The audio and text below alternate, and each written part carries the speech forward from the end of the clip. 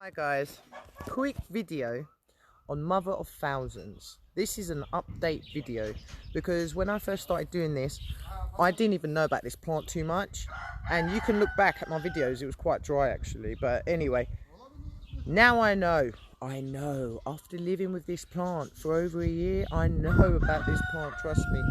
And this video is here to warn you, do not buy it. Basically, this is the video I done on this plant, right? And people call it Mother of Thousands and things like that.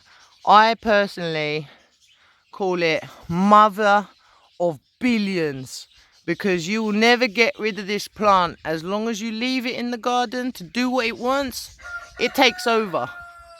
It is one of the worst weeds I've ever come across.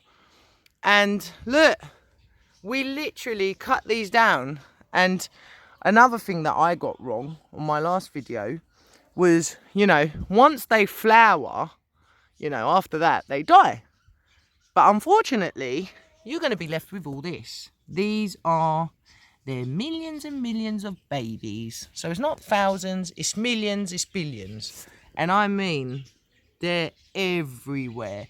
It is one of the worst weeds that I've ever put in my garden. I took one home, planted it, and from the wind and this and that, it's gone all into my plant pots and it's gone everywhere. They should call this the plant of death, because it's actually will kill a cow. If they eat that, they die. Funny fact, slugs don't die from it though. I had snails and slugs eat mine and they were still alive. So, I don't know, that's a bit strange that it will kill a cow and a dog and a cat and probably a human being, but it doesn't kill slugs. So guys,